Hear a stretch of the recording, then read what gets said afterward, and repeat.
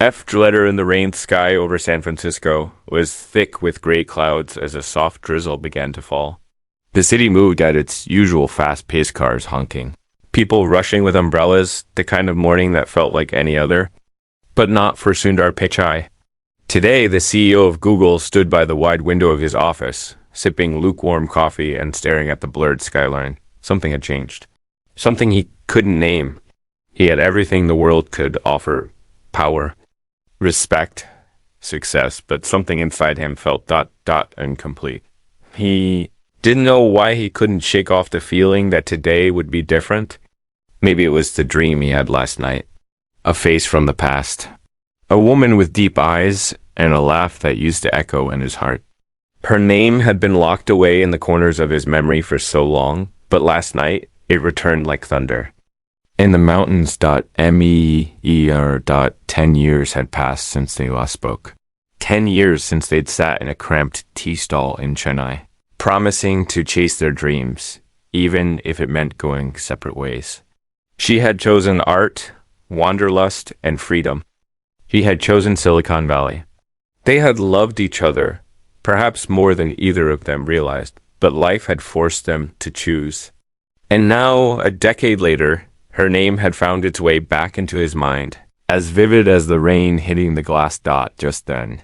His assistant knocked gently and entered with a puzzled look on her face. "Sir, this letter came for you. By hand, no postage. No courier label, just this." She handed him a cream-colored envelope, slightly damp from the drizzle, with a familiar cursive handwriting on the front. His heart paused. He stared at the envelope for several seconds before taking it with trembling hands. The office around him faded into silence, the noise of the world muffled by the roar inside his chest. He sat down slowly, unfolded the flap, and pulled out a single sheet. Underscore. Sundar, I don't know if you'll read this. I don't know if you even remember me. But I'm writing because I've reached a point where I have nowhere else to turn. I'll be in San Francisco for just one day. At the Old Lighthouse Cafe tomorrow at 11 a.m. If you come, I'll know some things are still possible. If you don't, I'll understand. Meera. Underscore. His fingers clenched the letter unconsciously. The room felt colder. It was as if a door had just creaked open, leading back to a life he had tried to bury under board meetings, keynote speeches, and billion-dollar decisions. He could still picture her the last time they met. It was during the monsoon season. She had held his hand for longer than usual before letting go at the train station. There had been tears in her eyes, but she'd smiled bravely and said, "Go make the world better. Just don't forget where your heart started." He hadn't forgotten. Not completely. He stood up, left the letter on his desk, and walked out of the office without saying a word. His driver rushed to catch up, confused by the sudden exit. Sundar didn't speak on the way home. Instead, he sat in the back seat, eyes fixed on the rain-slicked streets, mind swirling with questions. What did she want? Why now? Was she in trouble?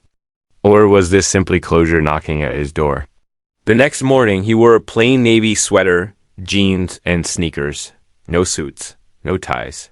He didn't want to walk into that cafe as a CEO. He wanted to walk in as Sundar. Just Sundar. He arrived at the Lighthouse Cafe 15 minutes early. It hadn't changed much. The chipped brick walls, the smell of old coffee and pastries, the faint jazz playing in the background, it all took him back. He chose a corner table near the window, heart pounding. His hands fidgeted on the tabletop, mind racing with memories he thought were long gone. And then, exactly at 11 a.m., she walked in. Meera. The room seemed to blur for a moment. She wasn't the same girl from the tea stall. She was older, yes. Her hair was shorter, and there were fine lines around her eyes. But those eyes, they still held that quiet fire, that spark of wonder and resilience. And when they locked eyes, time froze. She stood still for a second, unsure if she should smile or cry. Then she walked over. "Hi, Sundar," she whispered, voice a little rough, like she hadn't spoken in days. Double quotes, was all he could say. They sat down, the silence between them heavier than words. She looked thinner than he remembered. Not sick, but tired. Like life had been running her in circles. Thank you for coming, she said, looking down at her hands. I had to. He replied, your letter ... It brought back everything. She nodded, took a deep breath, and then pulled out something from her bag. A small, folded sketch. She slid it across the table. He opened it carefully. It was a charcoal drawing of him, not in a suit, not on a stage, but him barefoot on a beach, holding a seashell to his ear, eyes closed in wonder. You drew this? He asked, astonished. Years ago, she said softly. It's how I remembered you, the Sundar who dreamed with his heart.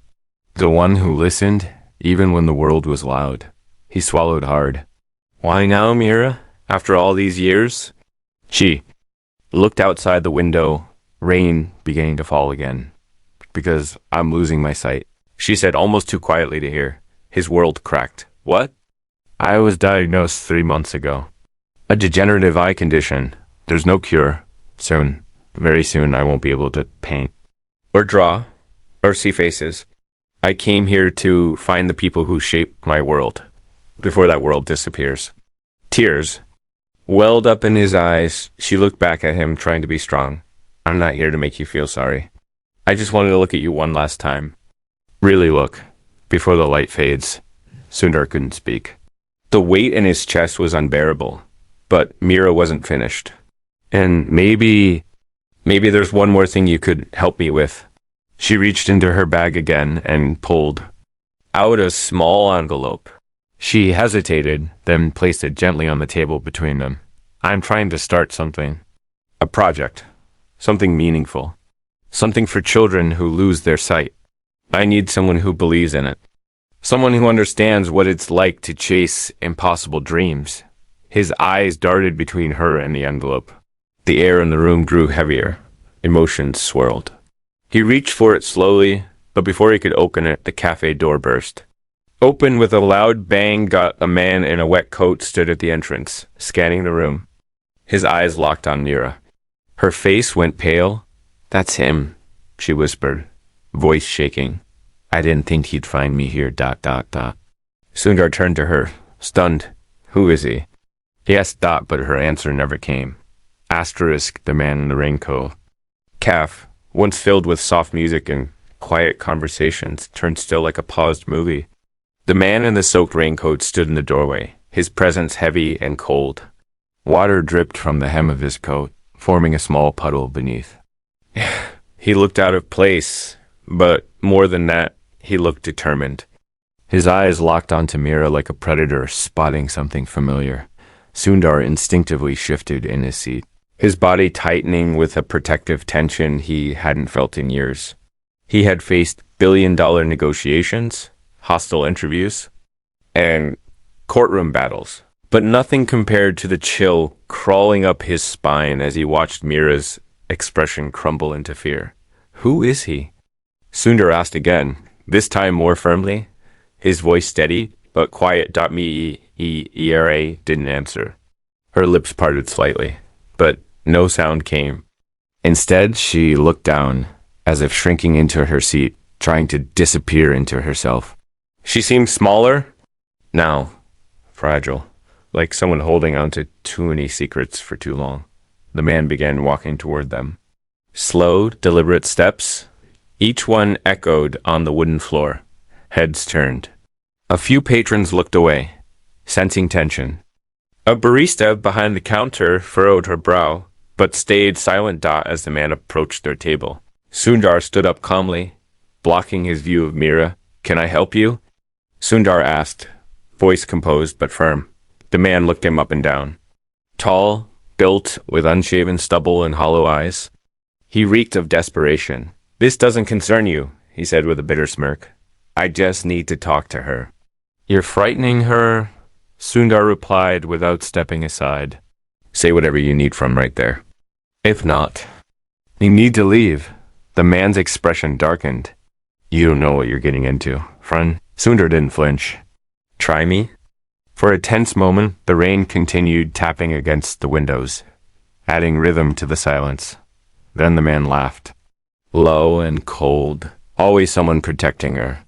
10 years, and she still hides behind others. He looked past Sundar, locking eyes with Meera. You can run to San Francisco, Meera. But you can't run from what you owe. I don't owe you anything. She finally spoke, her voice trembling but clear. Don't lie to yourself, he hissed. You left with more than just your paintings. Sundar glanced back at Meera. Her hands were shaking in her lap. She looked like she might shatter into pieces. He turned to the man again. Leave now, he said, louder this time. Or I'll have you escorted out. The cafe owner, a middle-aged woman who had been watching silently, finally stepped forward. Sir, if you're disturbing our guests, I'll have to ask you to go. Or I call the police. The man's jaw clenched. He looked between Sundar, Meera, and the owner. Then, without another word, he turned and walked out into the rain. The bell above the door jingled sharply as it closed behind him, up at the room. Remain tense even after he was gone? Sundar sat down again. He could see Meera's eyes brimming with tears. He slid the napkin holder toward her and offered her one quietly. I'm sorry, she whispered, dabbing her eyes. I didn't expect him to find me. Not here. Who is he? Sundar asked softly. His name is Nikhil, she said. We we were partners once. In more ways than one.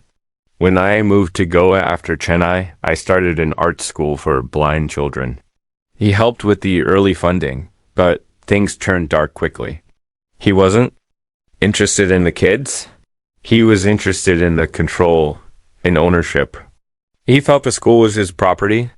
When I refused to give in, he sabotaged the program. Funds disappeared. I left before things got worse. She paused, breathing through the tightness in her chest. He's been trying to find me for months. I think he believes I still have something he lost. But I don't. Do you want to go to the police? Sundar asked. She shook her head. I did twice, but there's no proof. Just his word against mine. And he's clever. He always works in shadows. Sundar leaned back in his seat, processing everything. This wasn't just a reunion. It was a call for help. It was wrapped in something much deeper than nostalgia. He looked down at the unopened envelope Meera had slid to him earlier. His fingers hovered over it. Can I see what's inside now? He asked. She nodded. He opened it slowly. Inside was a blueprint. Not for a building, but for an idea. A digital learning platform, art without sight. A fully tactile interface. Powered by haptics and audio cues. It allowed blind children to paint through vibrations and voice-guided brushes, creating textured digital canvases that could be printed into 3D artworks. This is brilliant, Sundar said, eyes scanning. The details. It's still a prototype, Meera said. I've been working on it for years, but I don't have the resources or the time. What's the name of the project? Sundar asked, already thinking 5 steps ahead. She smiled faintly. Svar means voice in Sanskrit. He repeated it under his breath. SVAR ... double quotes. There was a pause. Long and heavy? Then he looked at her. You won't do this alone anymore. Her eyes widened. You mean, we'll build this, he said firmly. Not just for you. Not just for them. But for every child who's been told their world ends where their vision does. Her lips trembled. For a second, she didn't speak. Then slowly, her hand reached across the table and touched his dot.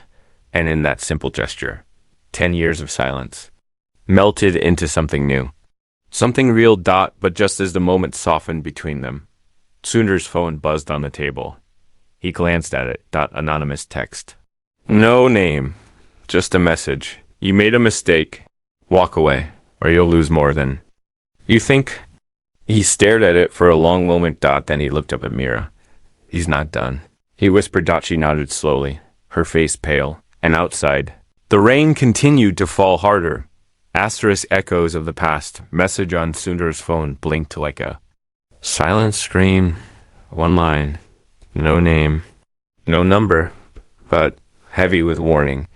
It wasn't just a random threat, it was calculated, personal. Someone knew where he was, who he was with, and what he was planning to do. In all his years navigating high stakes, negotiations, and volatile tech politics, this felt different. This wasn't a challenge to his company. This was a challenge to his heart. He looked up from the screen, locking eyes with Meera, who already knew. He's watching, she whispered. He always is. Sundar didn't respond right away. He placed the phone face down on the table and reached for the sketch she had given him earlier, the one of him barefoot on the beach. He studied the fine lines, the grainy softness of the charcoal, the stillness in the figure's pose. Then he spoke, his voice calm but purposeful. He wants us to be afraid. He's good at that, Meera said, her voice thin. Then we don't give him what he wants. Outside, the rain eased, but inside the cafe, the tension stayed like a shadow that refused to leave. Sundar paid the bill quietly, thanked the staff, and stood. Come with me, he said gently. We're not doing this here. Meera hesitated for only a second before rising. They stepped out into the misty street, the air cool and heavy. Sundar's car waited across the curb. His driver, Rajev, opened the door without a word, though his eyes scanned Meera with curiosity. Sundar nodded to reassure him. Once inside, the silence resumed, but it was different now.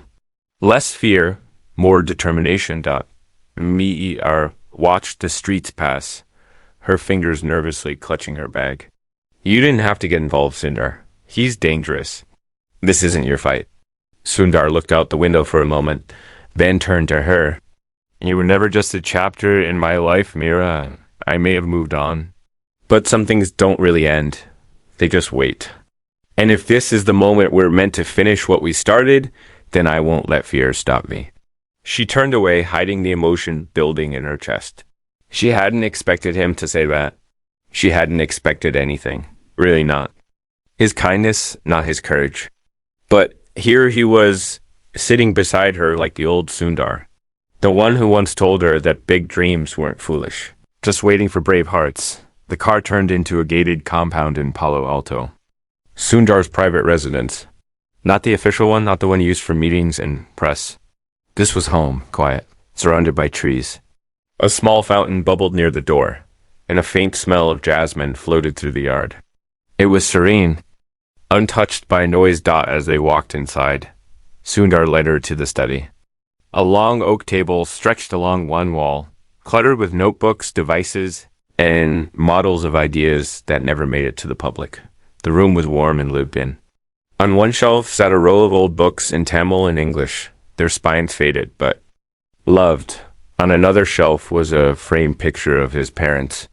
And in the center of the table was something unexpected. A painting. Unfinished. It was abstract, rough around the edges. Streaks of blue and crimson spiraled outward like storm clouds. She walked toward it instinctively. You painted this? She asked. Surprised. He nodded, sheepishly. After I left Chennai, when I couldn't sleep. You once told me art isn't about the result. It's about what leaks out when words don't work. I didn't understand that until I missed you. Her breath caught. She wasn't prepared for this kind of honesty. He stepped closer. Help me understand what you need. What you see when you imagine far. She opened her bag slowly and took out a small folder. Inside were sketches, concepts of how blind children could interact with a digital canvas, diagrams of sensors, examples of touch-coded language systems. He studied each page with care, asking detailed questions, making notes, cross-referencing with technologies he already had in development. They talked for over 2 hours. She came alive as she spoke, her voice filling the room with passion and purpose. Sundar listened intently, offering suggestions but never interrupting her vision. For the first time in years, she felt seen. Then, as the conversation tapered, she looked at him and said, You still believe in impossible things? He smiled. I always have. I just forgot for a while. The moment was warm, raw. Two people reconnecting not just with each other, but with the version of themselves they had buried under time. But it didn't last. A sharp ping from Sundar's security system interrupted the stillness. He checked his phone. Unauthorized motion. Detected backgate camera 2. He walked to the screen on the wall and tapped into the camera feed. A blurry figure in a hoodie was moving through the backyard. Not running, just not watching. Standing still. Too long to be an accident. Sundar's fingers tapped a code, and the security team was alerted. Rajiv, now on standby, stepped inside, nodding silently. Get her to the safe room, Sundar instructed. Meera froze. He found us? We don't know if it's him, Sundar said calmly, but we're not taking chances. He led her through a narrow corridor to a secured room lined with screens and emergency supplies. Not many people knew it existed. He rarely used it. But tonight, it was necessary. Once inside, the silence pressed again. I'm sorry, she said softly. Sitting down? I didn't mean to bring this into your life. He knelt beside her, placing a hand on her shoulder. You didn't bring darkness, Meera. You brought light. We're just seeing the shadows it casts. The tension eased slightly, but the uncertainty remained. After some time, the security team reported that the figure had disappeared. No signs of forced entry. No confrontation. Just ... watching ... A message arrived shortly after ... this time. It wasn't anonymous ... It was a video ... Sundar tapped play. The screen lit up with grainy footage of children blind. Young, sitting in a small classroom. A voice, digitally distorted, spoke over it. Beautiful idea you're building. Shame if something happened to it before it bloomed. Then static ... The screen went black. Meera stared in horror. Those are my students. From Goa, he filmed them. He's threatening them. Sundar's jaw tightened. He stood up slowly, walked over to his desk, and picked up his phone. Who are you calling? She asked. A friend in cybersecurity. He said, we're not going to play his game anymore. We're going to end it. For the first time in years, he wasn't just acting as CEO. He was acting as the man who once held Meera's hand in the rain and swore to always protect her, even if life pulled them apart. But just as he dialed the number, his screen froze. All systems in the house shut down. Power gone. Screens blank. A message appeared in red across the wall monitor. You were warned. Now you'll listen. The lights flickered. Outside. The rain began again. Harder. Colder. And somewhere in the distance, a door creaked open. Asterisk. The storm inside the darkness in the room felt heavier than just a power outage. It wrapped around them like a warning. The soft humming of machines, the quiet whirl of surveillance fans, the digital heartbeat of a smart home gone. Sundar stood completely still, his phone cold in his hand. His breathing slowed as he listened for the smallest sound beyond the walls. Every second that ticked by deepened the feeling that they weren't alone. Not just physically, but digitally, psychologically, emotionally. Someone had found a way into his world.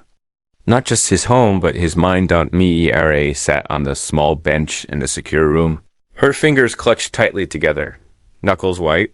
She could feel the panic clawing at the edges of her chest, but she fought it down, reminded herself to breathe. Again. She had faced fear before, but this was different. This time, she wasn't just a target. Her students were being dragged into the crossfire. She wasn't afraid for herself anymore. She was afraid of what Nikhil would do to others. To prove a point, Sundar opened the emergency cabinet and pulled out a compact power backup unit. He connected it to the wall monitor and a single screen blinked back to life. A small interface appeared, giving him limited access to house security logs. He began typing rapidly. Meera leaned in. Can you find out what happened? He hit. Our systems with a power sync exploit, Sundar said quietly. Not sophisticated, but well-timed. He's watching us. He knew exactly when to strike. He accessed the security camera cache and played the last 5 minutes of recorded footage.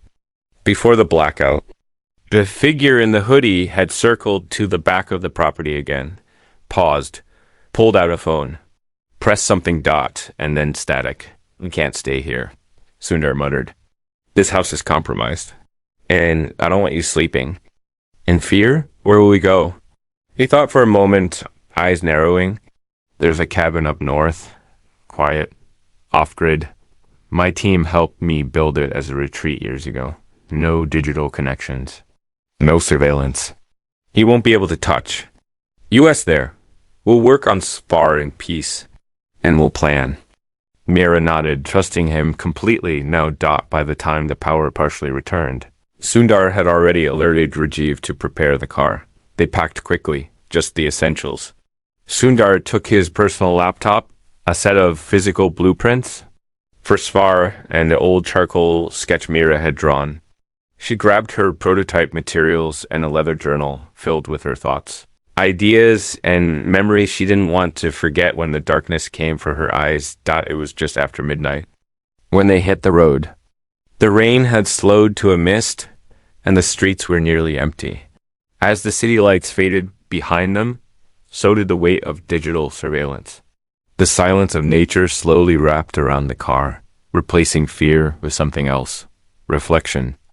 Maybe even hope. For a while, neither of them spoke. The road stretched endlessly ahead, lined with trees and the occasional flicker of deer in the shadows. The air smelled of pine and earth. Meera leaned her head back against the seat and closed her eyes. You've changed, she said quietly. How so? Sundar asked. You're quieter, not just today. Your silence has more ... weight, like you've seen too much and speak only when it matters. He smiled faintly, keeping his eyes on the road. Success teaches you many things, but failure teaches you who you are. Did you fail? He hesitated before answering. Yes, not in the headlines, not in the stock price. But in the moments that mattered, I lost friends. I missed birthdays. I forgot to tell my mother I loved her before she passed. And I walked away from you when I should have fought harder. Her eyes welled up, but she didn't let the tears fall.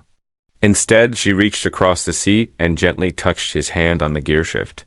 I never stopped believing in you, she whispered.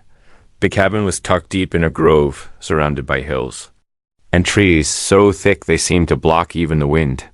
A gravel path wound through the brush to a wooden structure that looked humble but held secrets inside. The place was quiet, unplugged from the world. Even cell signals flickered and failed. As they stepped inside, Sundar lit the old lanterns. Along the wall, casting a warm, flickering glow through the main room. There were no surveillance systems, no cameras, no microphones. Only the soft creak of wooden beams and the whisper of trees outside. Meera walked to the wide glass window at the far end, looking out into the darkness. Do you think he'll come here? She asked. Not unless he's inside my head, Sundar replied, and I don't plan on letting him in again. They worked through the night. Sundar sketched new diagrams on the cabin walls with chalk. Meera designed tactile pathways for blind users to paint through touch and texture. They used clay to model brush handles with embedded haptics. They recorded Meera's voice to guide the tool set, soft, kind, encouraging. A voice that would one day become the inner compass for thousands of children who could not see at dawn. Exhausted but glowing with purpose, they sat outside with mugs of strong tea. You're building more than tech, Meera said softly. You're building trust. So are you, he replied. Just then, a hawk soared overhead, breaking the silence with a sharp cry. It was followed by a strange mechanical buzzer, sound that didn't belong in the woods. They both turned. A drone, hovering just over the trees. Watching them. No. Sundar whispered. He grabbed the laptop and killed the Wi-Fi module instantly. How? Meera asked, voice rising. We're off-grid. That kill must have tagged something. Our clothes, your bag, maybe my car. Sundar's eyes were already scanning the tree line. It's not a normal drone, it's feeding signal. He found US again. They ran back inside, slammed the door shut, pulled the blackout curtains. Sundar opened a hidden compartment in the floor and retrieved a short-range signal jammer. He activated it. The drone blinked once, then spun wildly and crashed into a tree. Meera fell into a chair, breathing hard. He won't stop. Neither will we, Sundar said. He sat down across from her and opened the laptop again. This time, offline. No signals. Just BEM. And SVAR. As the rain returned. Gentler now. They began building again, dot brick by brick, dot brush by brush. A dream that wouldn't die, dot, but outside. Under the trees, a figure in a gray coat picked up the crashed drone, dot, and smiled. Asterisk to fire in the forest cabin walls. Once covered in sketches and hope, now held tension like storm clouds waiting to burst. The crashed drone lay outside beneath broken pine branches, its camera lens cracked but still eerily pointed at the house. Sundar had taken its battery out, dismantled its signal board, and tossed the parts into different streams a mile apart. But that didn't erase the fact they had been found, dot, again, dot, the idea that someone like Nikhil had penetrated every layer of precaution. Every wall Sundar had built, every mile of separation. It disturbed him deeply. Sundar wasn't just protecting Meera anymore. He was protecting an idea that had the power to change the lives of children who'd never seen light. Sfar was more than tech. It was art, memory, trust, freedom, and someone wanted to erase it before it even existed. Sundar sat at the cabin's work table, the soft light of an oil lamp glowing on his face. He had circles under his eyes, not from lack of sleep, but from the weight of responsibility. He traced the new layout for the Sfar interface, then paused. A hand hovering over the page. Meera was sitting by the fireplace, her knees pulled up to her chest, watching the flames quietly. She hadn't spoken much since the drone incident. Her fingers moved slowly across her sketchpad, outlining a scene from memory. A child holding a textured canvas, blindfolded, smiling as his fingers traced his own creation. I've started seeing blurs, she said, suddenly, not turning around. When I look at the fire now, it's no longer shapes, just dot dot. Colors blending. Sundar looked up slowly. I'm sorry, he whispered. Don't be, she said, voice soft. I don't want to spend what little time I have left crying over it. I want to spend it building something that lasts after me. He walked over, sat down beside her on the wooden floor. You are lasting, he said. You're in every brushstroke. Every child who will one day touch their imagination because of you. You're not fading. You're multiplying. Her eyes brimmed, but she nodded, resting her head gently on his shoulder. The fire crackled, the only sound in the room for a while. But peace was a fragile thing. And it didn't last dot just past midnight. The forest lit up in an eerie orange glow dot at first. Sundar thought it was dawn breaking too early. But when he stepped outside, the smell hit him dot smoke. Dot not distant dot close dot. He rushed to the edge of the clearing dot flames danced between the trees. Unnatural. Quick, spreading like a serpent of heat. Someone had set a fire, not a wildfire.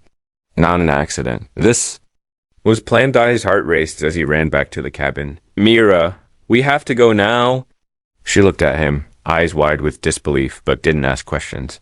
She grabbed the prototype bag and her journal. Sundar snatched up the laptop, blueprints, and the charcoal sketch.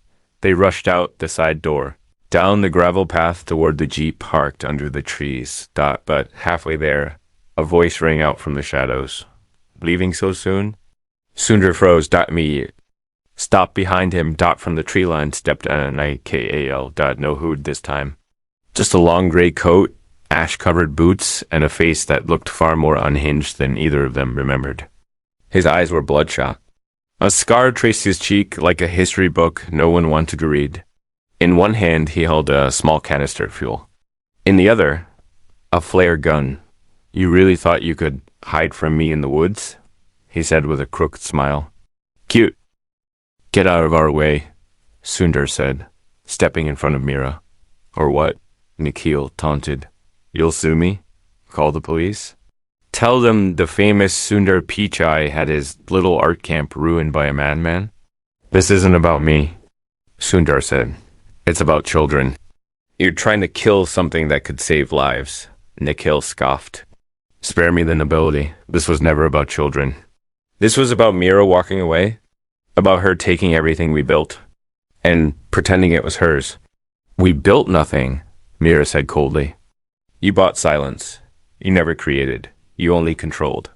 His eyes flickered. Careful. He hissed. I still have the matches. Sundar looked around. The fire was creeping closer, curling through the trees like fingers reaching for them. They didn't have time. You're right, Sundar said, suddenly. You wanted control. You wanted recognition. You wanted the world to say your name. Nikhil's smirk returned. Then I'll give you that. Meera looked at Sundar in shock. What are you doing? She whispered. Trust me, he whispered back. He took a step toward Nikhil. Arms raised. Let me make you a deal, Sundar said. You leave this forest. You leave her. And I'll credit you. Nikhil's eyes narrowed. You do that? Yes, Sundar replied. But you don't get to design. You don't get to touch the soul of the project, just your name. That's all you ever really wanted. Nikhil paused. Something about the offer stunned him. It hit him in a place he didn't expect, a place of vanity, ego, the desperate hunger to be remembered. He lowered the flare gun slightly. Prove it, he said. Sundar reached into his jacket slowly and pulled out a pen and a small notebook. He wrote a single sentence and tore the page. He held it out. Your name. Listed as the original funder, not designer, not innovator. Just the first backer. It's the truth. Nikhil snatched the paper. Read it. His face twisted. A war inside him. Part of him wanted more. Part of him didn't know how to walk away. But deep down, even he knew he was already forgotten. He dropped the flare gun. Turned. And walked into the woods. They watched until his silhouette disappeared behind smoke and leaves. Sundar grabbed Meera's hand. We have to go, now. They reached the jeep and sped down the winding forest trail, the fire chasing them like a ghost in the mirror. Smoke filled the night sky. Sirens wailed in the distance. Someone had called the authorities. They didn't look back. They just drove, and when they finally reached the edge of the forest, they pulled over and stepped into the morning light. Alive, shaken, but still holding Svar in their hands. Meera collapsed into the grass. Breathing hard, Sundar sat beside her, staring at the rising sun. We almost lost everything, she said. We didn't, he replied. She turned to him, eyes filled with something deep and tender. You didn't give up on me, even when I gave up on myself. That's what love is, he said quietly. It doesn't disappear.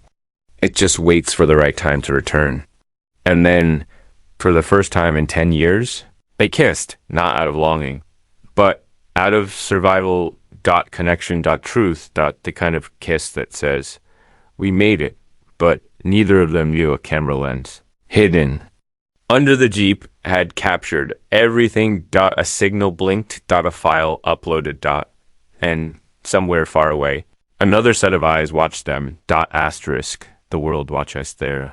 Outside, the forest was crisp and raw, touched by the smell of distant smoke and pine. The sun had fully risen, casting golden light on the hills like a curtain finally lifting after a long, dark play. Sundar and Meera sat on the side of the road, covered in soot and sweat, watching the slow crawl of emergency vehicles making their way toward the burning woods they had just escaped. The flashing red and blue lights grew smaller as they receded into the forest. But the fire inside Sundar had only grown larger, not one of rage, but one of purpose. The weight of what had just happened settled between them like ash. Meera stared straight ahead, eyes red, not just from smoke, but from the sting of near loss. She clutched her bag to her chest, not out of fear, but out of reverence. Inside it was Svar, her dream, their shared heartbeat. A vision too powerful to die in fire or fear. Sundar reached into his coat and pulled out his phone. Dead. The blackout at the cabin had drained it. He retrieved a small solar pack from the Jeep's dashboard and laid it out on the hood to soak in the early sun. They had time. A few quiet moments to breathe before the world returned. You said love doesn't disappear, Meera whispered, her voice nearly lost in the morning wind. He turned to her, listening. I think you were right, she said. But I also think ... changes shape. Sometimes it becomes a sketch. Sometimes a voice guiding a blind child. Sometimes ... just sitting beside someone when there's nothing left to say. Sundar gently took her hand. And sometimes, he replied, it becomes a revolution. They both smiled. Broken, tired, but real. The phone beep. Powered on. He checked the messages. And froze. A video had gone viral. One he hadn't posted. One he hadn't even known was recorded. He tapped the screen. There they were. Him and Meera. At the edge of the forest. Dirty. Exhausted. Kissing beneath the early light like two survivors of a forgotten war. The footage was clear. Too clear. His jaw clenched. He planted the camera, he said, voice low, beneath the jeep. Even as he was walking away, he wasn't done. Meera watched the video play out. The caption at the bottom read, Google CEO escapes forest fire with mystery woman. Secret project or secret romance. Millions of views. Thousands of comments. Conspiracy theories, gossip, praise, mockery. But then that algorithm turned. Within hours, someone traced the blueprints seen briefly in the video to open source files Sundar had uploaded weeks ago under an alias. Engineers, artists, and accessibility experts from around the world began digging, decoding, sharing. And the truth emerged. SVAR. A platform for blind artists. Tactile painting guided by sound and touch. A movement waiting to be born. A movement. Now in the spotlight. Sundar looked at Meera. This is it. The moment. The moment we go public? She asked. No, he said. The moment we stop hiding. They drove to a nearby town. Checked into a small, quiet hotel under their names. No more aliases, no more shadows. Sundar contacted his legal team, his communications director, and his engineers. Then he posted a video himself. Just him. Simple. Raw. He sat in a chair in a plain white room, no logo behind him, no branding, no polish. My name is Sundar Pichai, he began. You know me as the CEO of Google. But today I want to speak not as a leader of a company, but as a man who saw a dream too powerful to stay silent. He told the story, not the romance, not the threats, just the idea. Svar, the children who couldn't see but wanted to create. The power of art beyond sight, the brilliance of Meera. Her voice, her hands, her vision. This is her dream, he said. I'm just helping carry it forward. He ended the video with a link. A single button. Join the movement. And the world did. Engineers offered code. Sculptors offered 3D modeling. Musicians offered soundscapes. Therapists offered emotional support frameworks. Parents sent stories. Blind. Adults who once painted as children wrote long letters saying they never thought they'd see this day. The media tried to stir scandal. Tried to reduce it to tech CEO found rekindled love in wildfire chaos. But the public didn't care. Because this wasn't about celebrity. It was about humanity. And in the days that followed, Svar became something bigger than even Sundar imagined.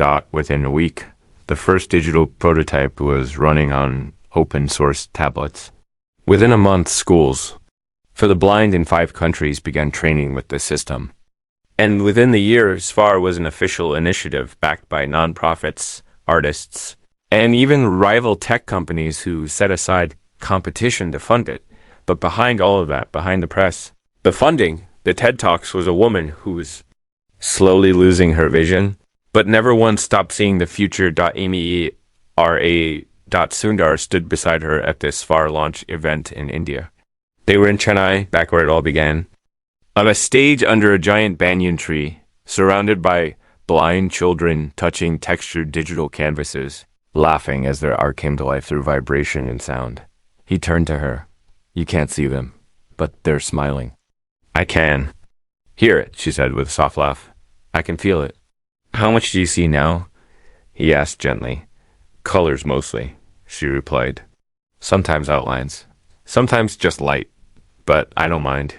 The world gave me you again.